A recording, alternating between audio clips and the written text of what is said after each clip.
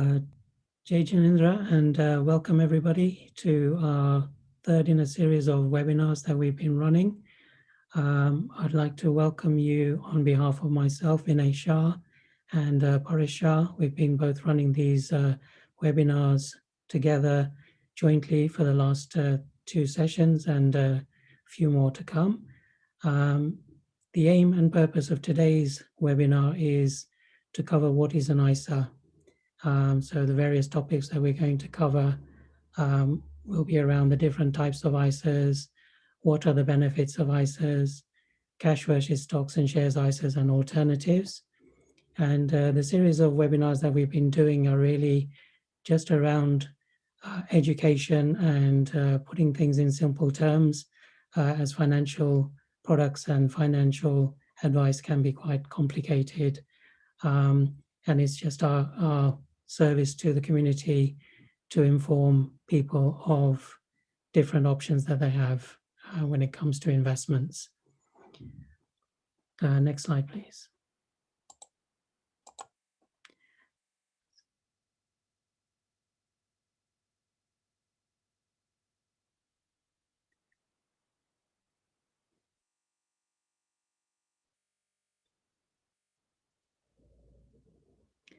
So the sessions that we've been running so far, this is the third one, as I mentioned, of a series of 8 different seminars that we're going to be running, which are dates and times are on your screen. So please do join us for the series over the next few months. And any sort of feedback and comments that you can provide are much greatly appreciated. We've had a lot of feedback, which has been very positive, and lovely to hear that people have been enjoying the topics that we've been covering and the way that we've managed to simplify some of the terminology that's used in financial services as generally.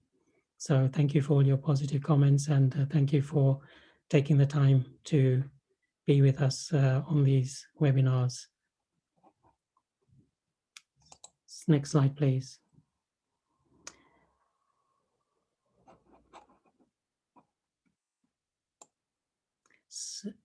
So as I mentioned earlier, today's topics are to do with education around all the financial topics and providing members with some feedback on financial planning. But always remember that we're just here to give simple, basic comments on these things, not here to give advice. And obviously, if advice is something that you're seeking for this, then we would always suggest that you seek help from a qualified professional on these things. So I'll let Paresh start on the first one in what's an ISA. Thanks, Vinay. Good evening, Jai Janindra. Hope you're well. Looking at the ISAs, individual savings accounts, as they're called.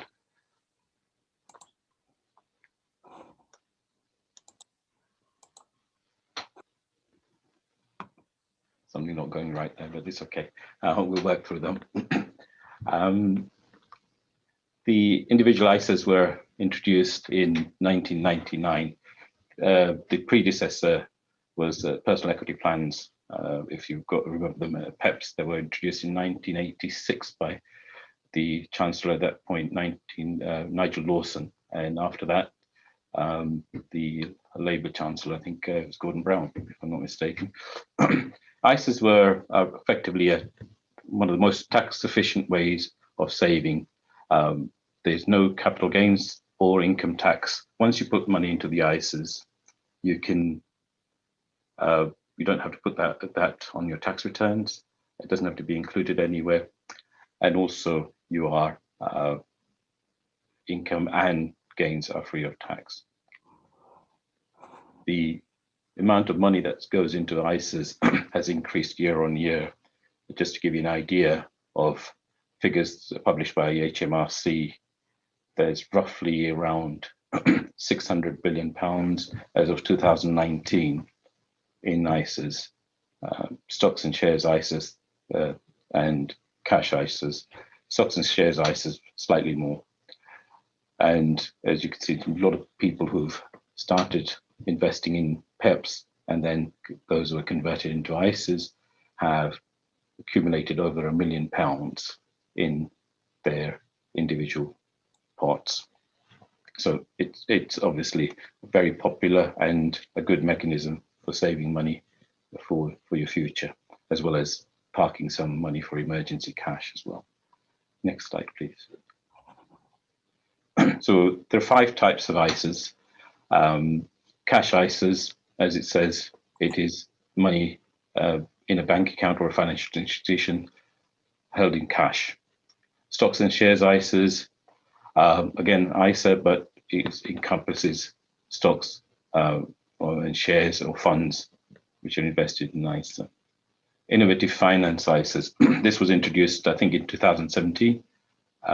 Basically, this is to help people who want to invest money in, or lend money, I should say, to other institutions for a higher return than they are getting in cash ISAs from a bank or a building society. However, there is a risk to this, which we'll go into a bit later on. Junior ISAs for anybody under the age of 18, they can have an ISA from birth, go until 18 as junior ISA, ideal way of saving money for people wanting to save for education, university, first deposit in the house. At this rate, it'll be just stamp duty that they'll be able to save for, but they'll be able to save some money. And got lifetime ISAs after that, which is, again, to encourage people to save money, and government gives an incentive for that. Not as popular as I think it was meant to be, but it's been there for a few years. And again, we'll go into a few more details a bit later on. Over to Vinay. Thank you. Next slide, please. So just to start with the eligibility, who can have an ISA. So anyone in the UK who is over the age of 16 can have a cash ISA. And from the age of 18, you can also have a stocks and shares ISA. A lifetime ISA can also be opened by someone who is aged between 18 and 39. And an innovative finance ISA is for those over 18. To open a junior ISA, you'll need to be a parent or a guardian, a legal guardian of your child if he's under the age of 16. If they're over 16, the child can open the ISAs themselves, although some institutions don't allow children to open ISAs until they're aged 18. So it's and it's not also possible to open ISAs which are in joint names. So ISAs have to be on individuals, and not generally possible to open an ISA for another adult as well. Next slide, please. So the ISA allowances, basically, the ISA allowances are there on the screen, but they are based on the tax year. So basically the tax year runs each year from the 6th of April to the 5th of April. And the maximum amount of money you can put into ISAs is called the ISA allowance. And the ISA allowance each year does not carry over. So if you don't use the full allowance in one year, you can't carry it over to another year. So in ISA terms, the general amount of the basic amount that you can invest in ISAs is £20,000 per person, of which £4,000 can be invested in a lifetime ISA, and the junior ISA has its own allowance of £9,000 per annum. So it's a very good way that you can save a substantial amount of money in ISAs in the longer run, and it's a good method of saving as well for the future. Next slide, please. Paresh, I'll hand you over. Thanks, Vinay. So how many ISAs can you have? You can have any number of ISAs you want. You can have 10 ISAs in different banks, building societies, ISA providers. But the thing to remember is you can only have one ISA per year.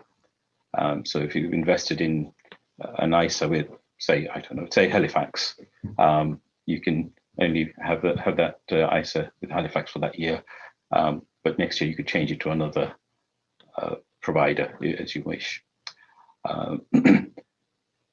So the number of ISAs people have accumulated over the years. People have put money in different accounts, but do remember, if you put money into ISAs, difficult to keep track of. Sometimes it's good to keep it with one or two providers, so you are able to keep track of all of those ISAs that you've accumulated over the year.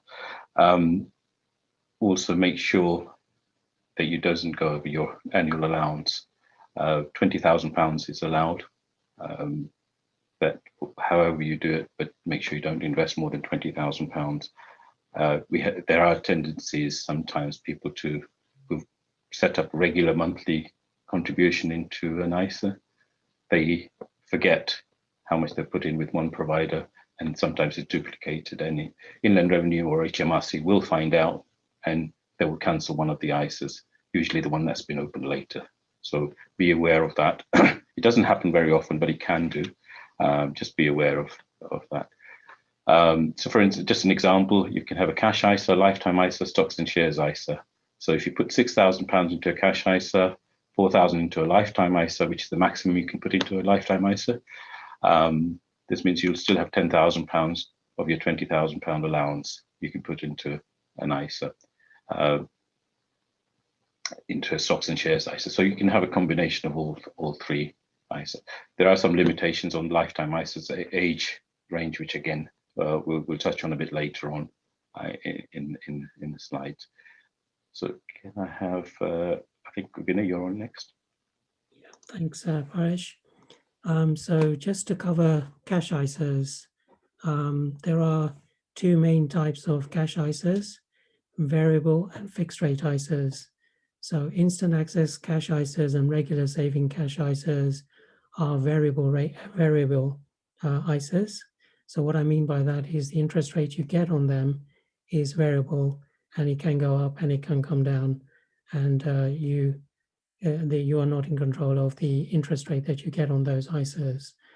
Whereas the fixed rate ISA is an ISA that you can fix your money for a term, 1 year, 3 years, 5 years, and the rate of interest is then fixed for that term. So there's a big difference between the two. One is more flexible. The variable rate ISAs are more flexible, and they're an easier way to access those ones, because most people these days who have a bank account have an online app, and the online app, normally the bank will allow you to set up instant ISAs and regular savings ISAs where money gets transferred from your main account into these ISAs for you. And you have the freedom to withdraw the money at any time you want.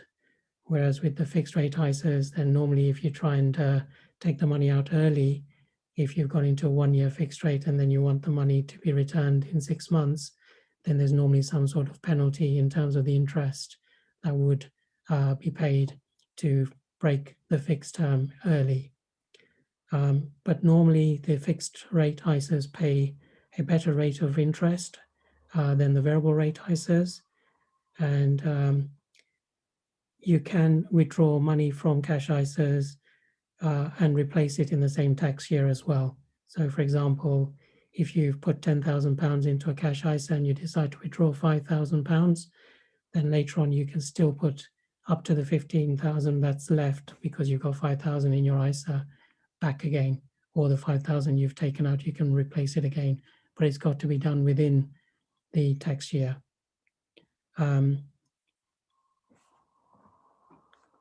Next slide, please. So cash ISAs are ideal really for saving over the shorter term. So what we say is that cash ISAs is a great place to deposit money that you may need in the future for things in the short term. So emergency funds, if you're saving for a specific reason, say to buy a car or a holiday or a deposit or whatever it is. But we would say that cash ISAs generally are for those looking to invest for the shorter term of between 1 and 5 years. And generally speaking, cash ISAs capital is normally protected, although they aren't risk-free as most people think. Remember that cash ISAs generally pay lower rates of interest, and because they pay lower rates of interest, then inflation will eat away at what you can purchase with that money in the longer term. So it's not always a great place to invest long-term money, but it's a great place to keep money to cover the emergencies and the expenses you may have in the next 5 years, as I mentioned already. We'll cover the difference in terms of interest rates and the effect of inflation, things like that, a bit later on. Thanks, Vinay. I think something that we've had a question even before we started, something about an flexible ISA, which we'll touch on later on, something we weren't aware of was still available. So we'll touch on that a bit later on. So we don't have the answers to everything, and it's thanks to Yogesh for sending me details on that, and something that we can look at, what we'll touch on that later on. So coming on to following on from Vinay's, the cash ISAs time horizon, we're looking at around about 1 to 5 years, some money that you might need in emergency. Stocks and shares ISAs, slightly different in the fact that there is an element of risk involved. So we kind of always say, look at a time horizon of at least 5 years. It's not to say that the money isn't available for you to access, but it could be that you're trying to cash in when the market is at the low point. So if you've got it in your mind to say 1 to 5 years plus, the money is there for you. You've got a pretty reasonable chance of getting a good return, hopefully invested in wisely. So stocks and shares ISAs can be either managed or self-select. So self-select means basically you can choose your own shares. You may choose to invest in AstraZeneca or Sainsbury's or Tesco's or BT, whatever it may be. You can buy shares in an ISA up to the value of the investment you have in that ISA.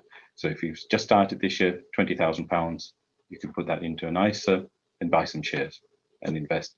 Income from that, those dividends will be free of tax. You never need to put that down on your tax return. So this is an investment horizon of five years plus. Vinay likes this graph. He loves this graph, so he will show you a graph on how a stock market outperforms cash over a period of time a little bit later, and it is generally true. So over any period of time, 10-year horizon, you will see that outperform the market. Again, reiterating, money is there if you need it. However, we always say, look, if you're going to put money away, think about it that you put the money away for 5 years and it not to be accessed. However, emergency, the money is there if you need it. Next slide. So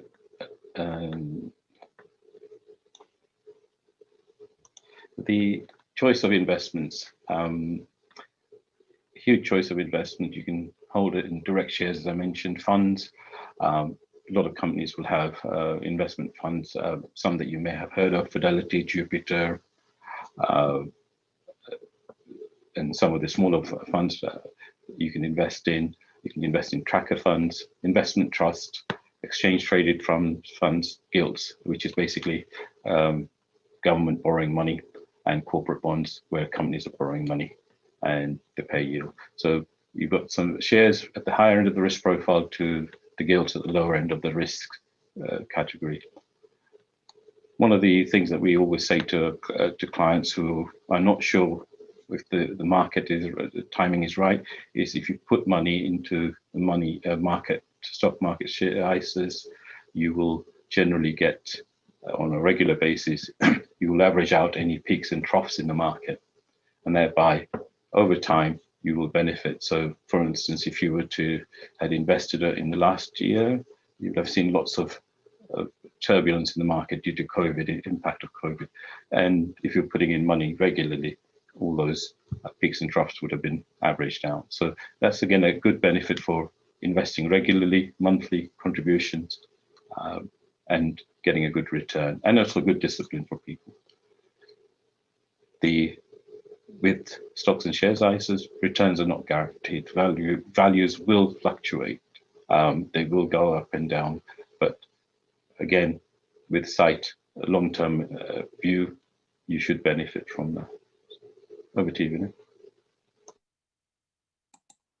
Thank you. So next slide is just to an innovative finance ISAs is an area which a lot of people have not really heard of.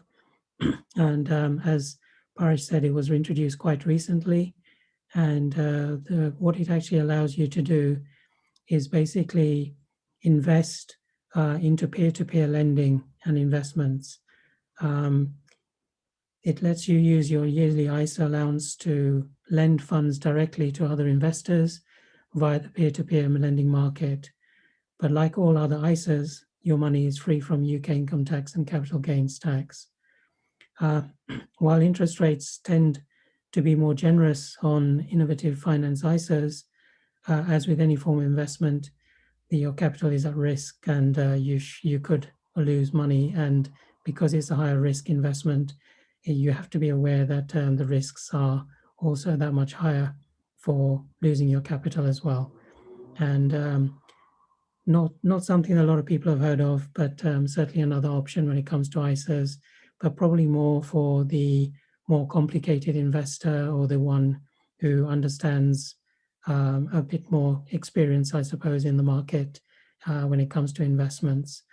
And the other thing you should also be aware of is that all other forms of ISAs are covered by the Financial Services Compensation Scheme, whereas the innovative finance ISAs are not covered by the Financial Compensation Scheme. So should you run into any sort of trouble on, your investments are lost, then you have no recourse back to the government or any sort of compensation on that side. So just bear that in mind when you're investing in this type of ISA. Paresh, over to you. Thanks, Vinay.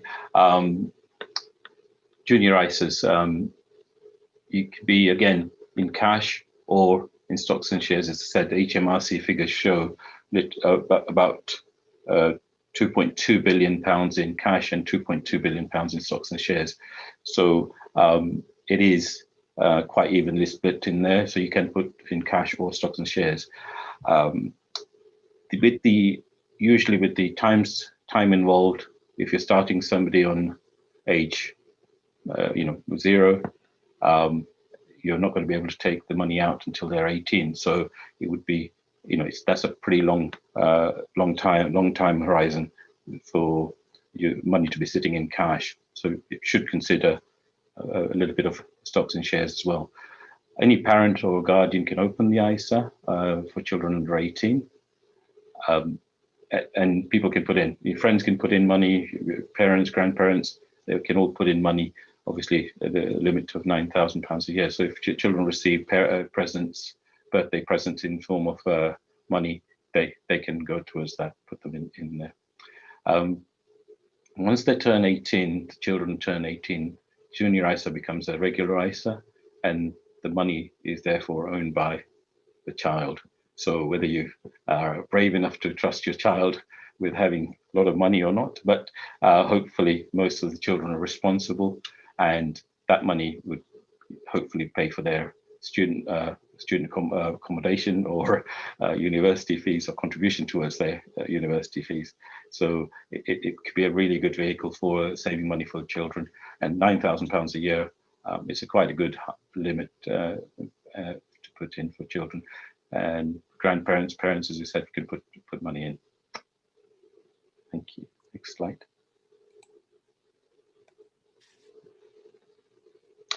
So lifetime ISAs, again, as we mentioned, this was introduced in about 2017 to to government to incentivize people to save money. There's two objectives. One, for somebody who wants to buy their first home. So to do that, what they were saying is you can invest £4,000, we'll give you 25%, which is equivalent to £1,000, tax-free.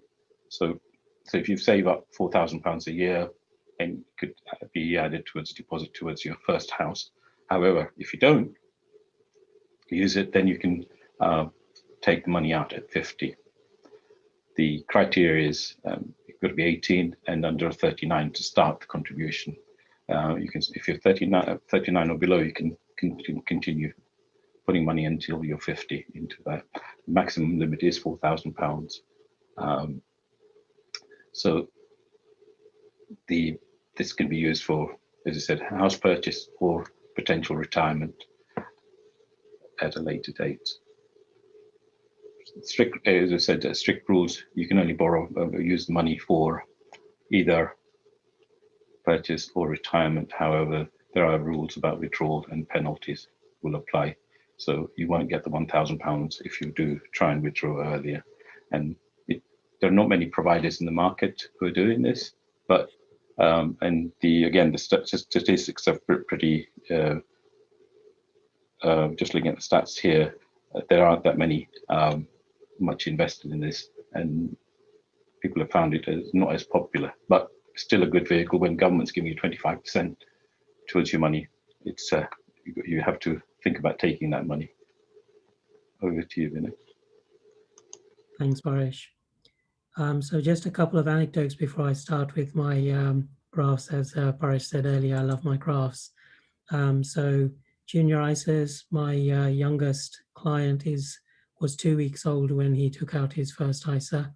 So as Paresh said earlier, junior ISAs are a great way to save for children from a very young age. And if you think about it, if you keep investing in that ISA until they're 18, it can turn into quite a substantial amount of money at that point, which can be used for obviously different ways, university costs, deposit on property, etc. So just to give you an idea, as I've done probably in the last couple of sessions that we've had, this thing around cash and equities. This slide basically shows you, had you invested £20,000 into an ISA 10 years ago, then the sort of returns that you would have achieved on that, if it was in cash, would be anything from about 20,800 to anything up to 22,000, depending on whether the interest rate was anything between 1% and 3%. As you can see, the lines are quite flat. So what that means is not risky, it's not volatile, as you can see with the equity slide.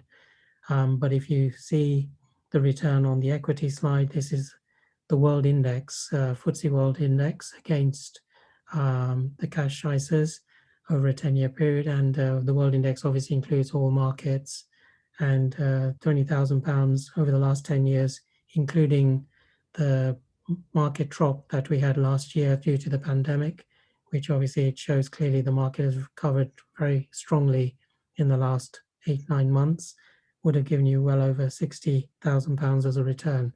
So you have to decide which is the better route for you, whether capital security or knowing your money is there is the appropriate way to look at it, or whether you're prepared to take some risk. And over the longer term, as we mentioned, 5 years plus, if you invest in equities, then that can be a very useful and a really good way to invest. I mentioned about inflation. Do remember that if your interest rate on your cash ISAs is 0.1, 0.2, 0.5, which is not uncommon or typical these days, then if inflation is at 2%, by leaving money in the bank account for the long term can be a really bad way to invest it, because the value of your investment is actually dropping due to inflation and the effects that can have on your capital returns in the long run. Whereas if you invest in equities, yes, it's a bumpier ride, as the graph clearly shows, but over the longer term, the return you're going to get is going to far outstrip inflation, which is really where you're getting actual true growth. So just do bear that in mind when you're looking at investing in shares as well.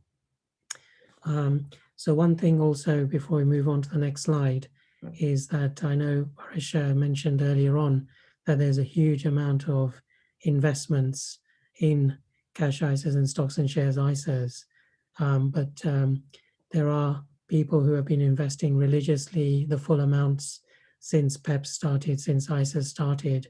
And there are some millionaires now who have got money sitting in ISAs, which are worth more than £1 million.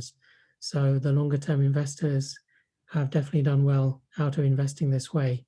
And it's a great form of investment that's used by a lot of advisors and a lot of clients to save money for the long term. Next slide, please. So to summarize, really, as we've said before, ISAs is a great way to invest over the longer term. Cash ISAs is a great place for emergency money and short-term cash, so things which you may be using in the shorter term.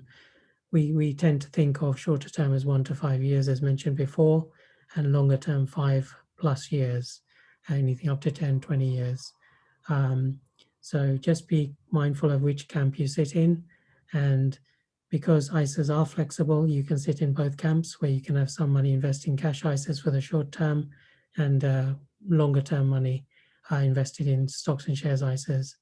And as we said all the way through, it's a very tax efficient way to invest because there is no capital gains tax on your returns and there's no income tax on your returns, both when you get growth and also if you take income. So do remember that it's not just about growing your money. It could be a case of when you decide that you need income from your ISAs, taking money out is also tax-free as well. So we can work both ways very, very well. Do bear that in mind. Next slide, please. So just going over some resources which we've mentioned, I think, in the past. So Money Advice Service is a great website, a government website, which has a lot of useful information on there, where you can find out about all the different types of ISAs, the limits, the maximums, the cans and can't do's, and all sorts of other products as well, which we've mentioned in the past as well.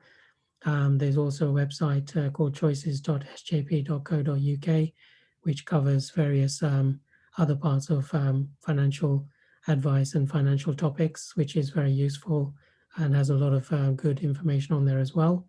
And even when this webinar is finished, do please remember that you can send us questions or any sort of emails that you want to send to us at oshwalweb@oshwal.org, and Paresh or I will be happy to entertain them and come back to you with an answer when we can.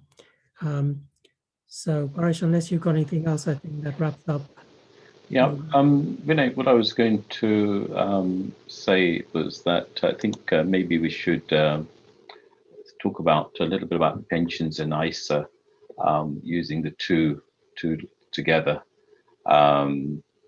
So I think just Hemel, if you could stop sharing for a second, thank you. Yeah, so I think as you have and I have, a lot of people will use both pensions and ISA as a way of building a capital for their later life. ISAs, because they are flexible, you're not tied in, you don't have to wait till you're 55 to take money out. And pensions, because you're getting tax relief now, but the income from pension is taxable. So any views on that? Yeah, as you say correctly, I think it's a case of both vehicles can be used for the same purpose. One is a little bit more flexible in the earlier years. The ISAs are flexible when you need money short term or, before the age of 55. They don't have the tax relief that pensions have, but they do have no tax on the income and the capital, as we've mentioned. Whereas with pensions, you obviously have the tax relief up front, but then when you come to drawing down a pension, where you can take out normally 25% as a lump sum tax-free, but the rest of the pot has to be taken as income, and that income is usually taxable as income from depending on what your highest rate of tax is. So both vehicles can work hand in hand for different things, but ultimately can give you a combination of the two can give you sort of the best way to save for the longer term. Yeah, and also I think some of the income people saving into pension for a period of time, their working life, sometimes they could go over the lifetime allowance limit, which sits at just over £1,073,000. So ISA at the moment has no cap on it, so you could have quite a lot of money in ISAs, whereas pension, once it reaches that 1,073,000, excess is taxed at 55%. So again, another quite a flexible tool for saving for people. So I think, again, you said about balance, getting the balance right. Yeah, and the other thing also to just bear in mind as well is both are treated differently for inheritance tax as well. So if you think about ISAs, as I say, there are substantial amounts of money that have been saved in ISAs, but do bear in mind that should someone pass away, then ISAs do form part of their estate and then can become potentially taxable at the inheritance tax rate of 40%. Now, before you weren't allowed to, if someone passed away, you weren't able to transfer an ISA between spouses. So, for example, if the husband passed away, then his ISA can be now transferred to his wife. But as I said, when the wife passes away, then potentially could be liable for inheritance tax. So there's a conversation to be had at later time around this issue if you have a huge amount saved in ISAs. Whereas with pensions, as we mentioned in the previous semi-webinars, the pension pot sits outside your estate for inheritance tax purposes. So both have pros and cons in different areas, but things to be mindful of, really. So thanks, Vinay. I think I'm not sure if you mentioned it, but cash ISAs still, if you're with one bank or financial institution, £85,000 is capped. So your savings and ISA are part of the £85,000, just in case our viewers are not aware of that. But it's something to be mindful of, that £85,000 quite easily reached. So a bank will only go up to 85. Paresh, you mentioned the question from Yogesh. Yeah. So yes, it's flexible. So Yogesh is said that there are flexible ISAs. Now, the purpose of the flexible ISAs is for you to be able to, again, we'll just use an example. If somebody has £35,000 built up in an ISA, and they put 5,000 in this current year, so that makes it up to £40,000, and they take out £10,000. So they've still got, they can put in 15,000 more, plus the 10,000 that they've taken out. So that's a feature that we weren't aware of. And I don't think there are many providers doing that, but it's called the flexible ISA. So do have a think about that. If you ever think about using that money for an emergency, as Yogesh had told me earlier, it's worth investigating that possibility. And just to bear that in mind, that's only for cash ISAs, not for stocks and shares ISAs. Yeah. So it's something to think about and something to look at as well. So, okay, should we take some of the questions? Yes, please. Yeah. So let's look. Rohit's asking, what about shares, and is it best time to sell or wait longer for recovery? Yeah, we get this question quite a bit. I'm sure, Paresh, you do as well. There's never a good time to buy and there's never a good time to sell. What we have to think about is time that you're invested in. We get this question all the time. The markets are too high, the markets are too low. Is it the right time? So research has shown us that every sort of cycle that you look at over the last 50 to 60 years, it's all about the time that you're in the market not timing the market.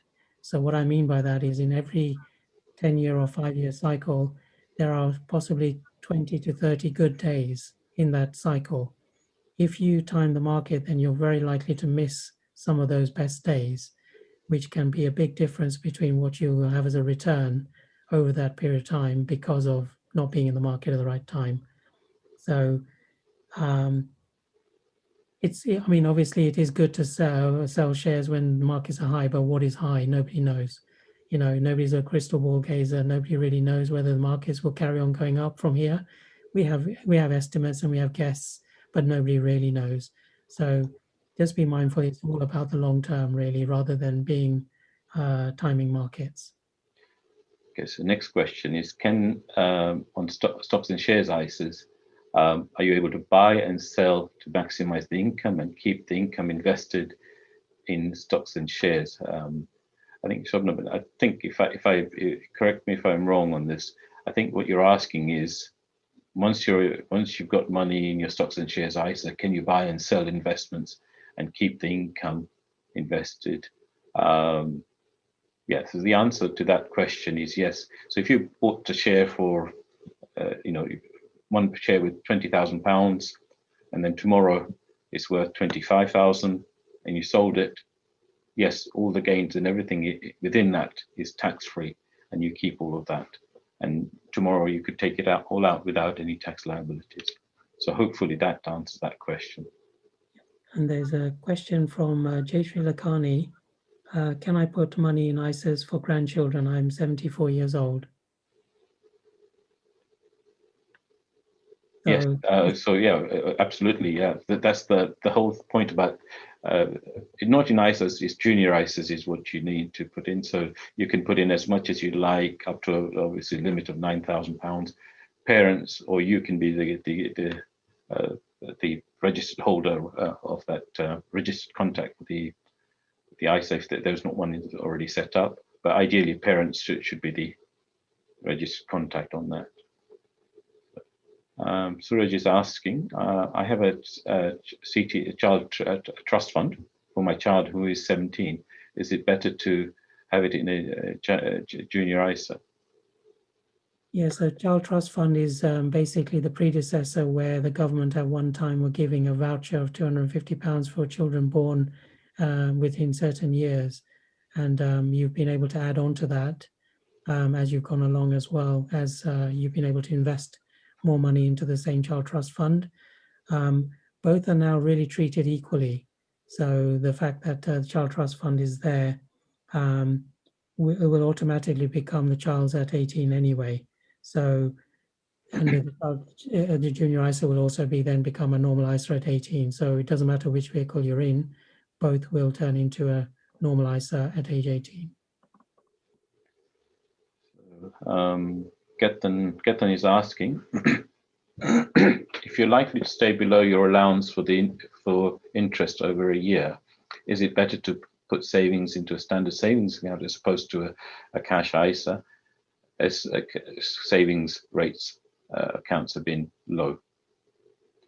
Yeah, so there's if you've got a savings account and you earn interest on your savings account, then you can earn up to £1,000 a year in interest before it becomes taxable. So depending on how much you're looking at putting in and what the returns are going to be, whether you breach that £1,000, I suppose is the question whether you should put into cash ISAs or leave it in cash accounts. I think that's what you mean. And because interest rates are so low, chances of earning £1,000, unless you've got a substantial amount sitting in current accounts or cash accounts, can be quite difficult. Yeah, thank you. Someone by the name of M, if you have put maximum 200,000 in year, I think that's 20,000, and withdraw 5,000, can you put it back in the same year? I think we kind of partly answered it, but yes, you can take it out and put it back in as long as it's in the same year, providing you can also maybe look at the flexible ISA that we talked about just a few minutes ago. So yes, you can take it out and put it back in as long as it's in that same year. And if you take more out, if you've got a flexible ISA according to the details we've had in today. And Suraj Shah is asking, if I invest in a LISA or lifetime ISA, but don't use it to buy a home and then withdraw it at the age of 50, are there any penalties? Yeah, there are penalties up to age 60. So if you withdraw, there's 25% withdrawal penalty. There are some exceptional circumstances. If you ill, then there may be exceptions to that. I can't remember offhand what they are, but there's 2 or 3 exceptions. But yes, you are. There is a penalty until then. Jayashree Lakhani, at age 74, would you advise me to put money in ISA as opposed to leaving in the current account? Yeah, so it depends on what you're, I mean, obviously at this sort of age, we're talking about long-term investments, if you're talking about stocks and shares. But if you have money which is sitting in cash, then cash ISAs is still a good investment. But maybe some of the risks that you're taking in the stock market, if you invest in stocks and shares ISA, may not be for you at this age. But it's a difficult question without knowing all the circumstances, because it could be right for some people, it might not be for others. There's all sorts of factors to bear in mind. What's the ultimate aim of why you're putting the money in those type of investments? I think would be a bigger question to ask. It could have inheritance tax repercussions, as we've said before. Is it Hava? What do you think of putting AIM shares in stocks and shares ISAs?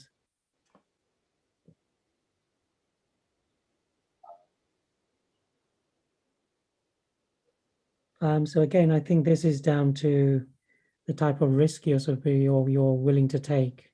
AIM stocks, for those who don't know, are new sort of investment companies that have been around not too long, and therefore potentially some will fail, some will stay.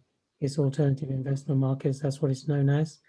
And whether you should put it into stocks and shares ISA, yeah, again, I think it's down to personal circumstances, but it is a way of investing into AIM stocks, but it is a more risky type of investment. So again, I think proper advice is probably best to seek before you make that sort of decision. Yeah, potential.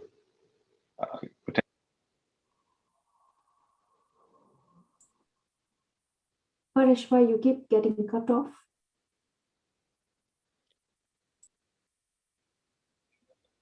Yeah, I think we can't hear you, Paresh.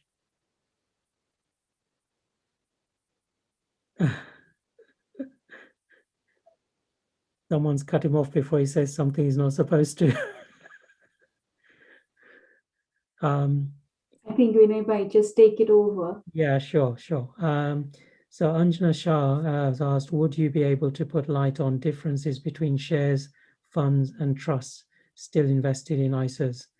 Yeah, so basically, shares are things like shares in Sainsbury's, Galaxo, and all the other companies we mentioned earlier. So you're buying individual shares. Funds are something known as collective, so where you're putting your money together with other people's money through a fund manager who invests in lots and lots of different shares. So it's a different type of investment. Direct shares is, the returns can be really great, but obviously the risk is more on that side because of being limited in the amount of areas you're invested in. Whereas with funds, because you're invested across many different markets and possibly broader amount of investments, the chances of all of them failing at the same time is lessened. And trusts, again, is an investment trust, similar sort of situation where you can invest in these vehicles as well, but again, it's a collective type of investment to invest in. And all three, you can still invest in ISAs, in stocks and shares ISAs. Is Paresh back? No, Paresh, can't hear you. You need to put 50p in the meter. That's the problem. Okay, so B. Haria, can you transfer your shares outside ISA to ISA, or you have to sell the shares and transfer the proceeds? So you can do in-specie transfers. of shares. But it's again a specialist area which some stockbrokers, stock market companies can do for you, without obviously capital gains and things coming into it. But again, a deeper conversation needs to be had by that. Tanuja Shah, beware of pets for IHT purposes when putting money into junior ISAs. So pets is potentially exempt transfers for IHT purposes when putting money into junior ISAs.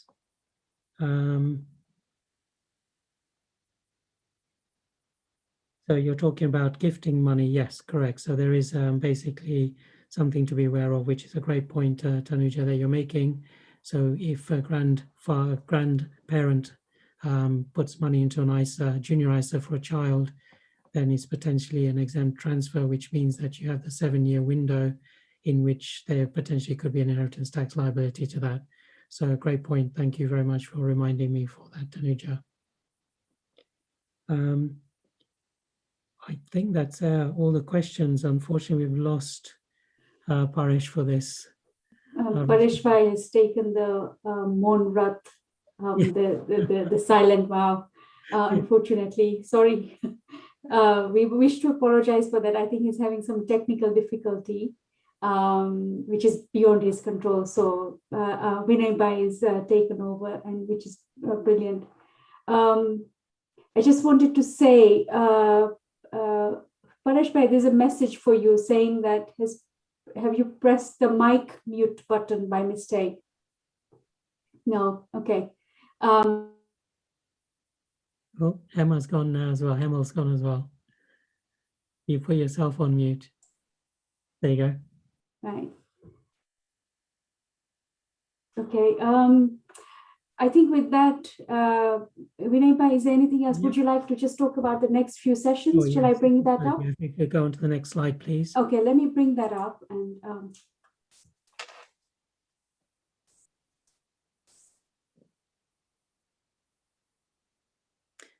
And so just to remind everyone, the next session will be on, sorry, it's a bit small for me to read, 17th of June, 2021, which will be on mortgages, what is a mortgage, and the different types of mortgages. So please do join us for that. And do take a note of all the other dates and all the other topics that we're going to be covering over the next few months. As I said earlier, I'm sure Paresh will agree, I appreciate all the support that we've been getting. Our sort of duty to the community is to educate people, and hopefully we've been doing that. It's not about advice, that's something we do as a business, but this is more about education and trying to keep things as simple as possible. And really do appreciate the positive comments that we've got over the last 2 or 3 episodes that we have created. But really not much more to add. And unfortunately, I think Paresh is still having technical difficulties. Okay, shall I just step in and say that it's the sessions that you've had so far have been excellent. I think they've been eye-openers for a lot of people. I mean, they can take it forward and contact any of you if they ever need to, or anybody else. And with that, please do join us for the next session on the 17th of June, where Paresh Bhai and Vinay Bhai will be talking about mortgages. Thank you very much to everybody for attending to today's session. And with that, we shall leave you until the 17th of June. Thank you. Thank you, everyone. On behalf of Paresh as well, thank you.